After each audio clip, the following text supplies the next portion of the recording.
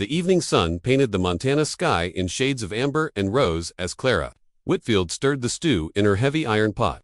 The wooden spoon made soft scraping sounds against the bottom, a rhythm she had grown accustomed to in the months since her husband's passing. Her small cabin sat on the edge of Willowbrook, a struggling frontier town that seemed to shrink a little more each day. The horse tied near her porch snorted softly, steam rising from its flanks in the cooling air. Clara glanced toward the animal. Then, at the two figures seated on her weathered wooden steps, the man held a tin cup between his weathered hands, his brown coat dusty from travel. Beside him, a small boy with tousled hair leaned against the stranger's arm, his own cup cradled carefully in his small fingers. "The stew should be ready soon," Clara said, her voice carrying the gentle authority of a woman who had learned to manage on her own. She tucked a strand of auburn hair behind her ear, her simple brown dress practical for the work that never seemed to end. The stranger looked up at her with tired eyes. "We're much obliged, ma'am. It's been a long day on the trail." His name was Thomas, he had told her when he'd knocked on her door an hour earlier. The boy was his son, Michael. They were traveling west, looking for work, like so many others who passed through these days. Clara had seen the exhaustion in both their faces and invited them to stay for supper, without hesitation. In these hard times, kindness was sometimes the only currency that mattered. "Where are you folks headed?" Clara asked, settling herself on the step beside young Michael. The boy was perhaps 6 years old, with his father's serious eyes but a gentleness that spoke of careful nurturing. Thomas took a slow sip from his cup before answering. "We're bound for Willowbrook. Actually, heard there might be opportunities there." Clara's expression grew somber. "I'm afraid you may have heard wrong, Mr. Thomas. Willowbrook's been struggling something fierce. The silver mine closed last spring, and most of the businesses have shuttered since then. Folks are leaving faster than they're arriving." She watched as Thomas absorbed this information, his jaw tightening slightly. "What about the local government? Surely there are people working to bring the town back." A bitter laugh escaped Clara's lips. "Government? We haven't seen hide nor hair of any territorial officials in over a year. The mayor died last winter, and nobody's stepped up to replace him. The sheriff left in June when the town couldn't pay his salary anymore. We're pretty much on our own out here." Michael looked up at his father with worry creasing his young features. Thomas placed a reassuring hand on the boy's shoulder. "Things have a way of working out, son, don't you worry." Clara ladled stew into 3 bowls, the rich aroma of beef and vegetables filling the evening air. As they ate, she found herself studying her guests. There was something about Thomas that didn't quite fit the image of a down-on-his-luck drifter. His hands were calloused, yes, but his speech was educated. His manners refined in a way that spoke of breeding and position. "You're not really looking for work, are you?" Clara said quietly. After Michael had finished eating and was drowsing against his father's side, Thomas met her gaze, and she saw a flicker of something surprise. Respect in his eyes. "What makes you say that?" "Your boots," Clara said simply. "They're fine leather, expensive. Your coat's well-tailored, despite the dust. And you speak like a man who's used to being listened to, not one who's used to asking for handouts." For a long moment, Thomas said nothing.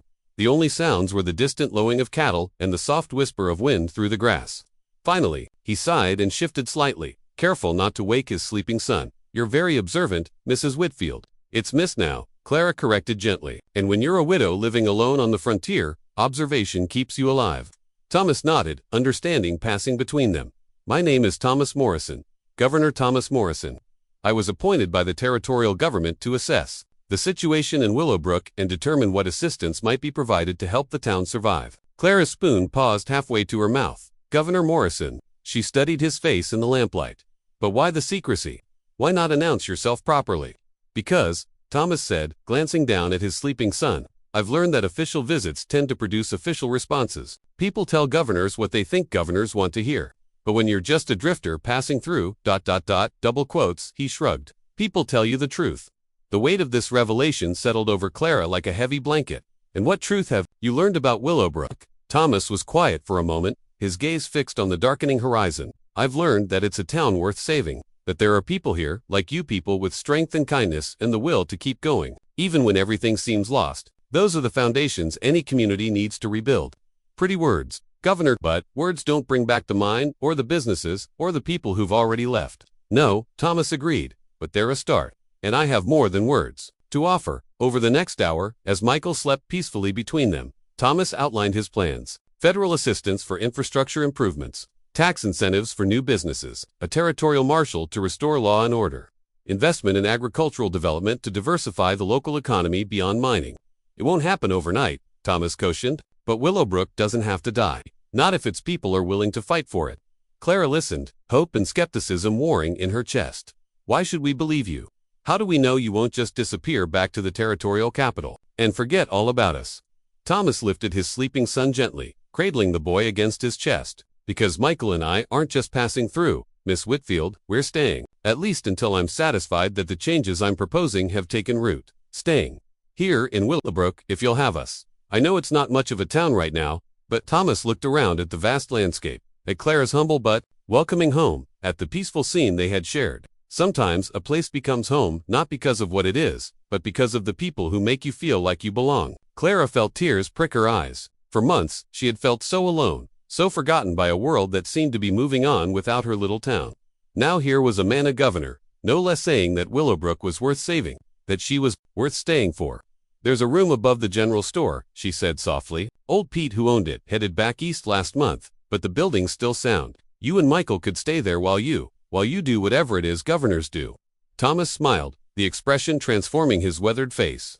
What governors do, in this case, is learn about this town, about its people, about what it needs to thrive again. And I suspect, Miss Whitfield, that you'll be an excellent teacher. As if sensing the change in the adults around him, Michael stirred and opened sleepy eyes. Pa, are we staying here? Thomas looked at Clara, then back at his son. Would you like that, Michael? Would you like to help Miss Clara and me make this town strong again? The boy nodded solemnly. And Clara felt something warm unfurl in her chest, something she hadn't felt since her husband died. Hope, yes, but more than that. Purpose, community, the sense that tomorrow might actually be better than today.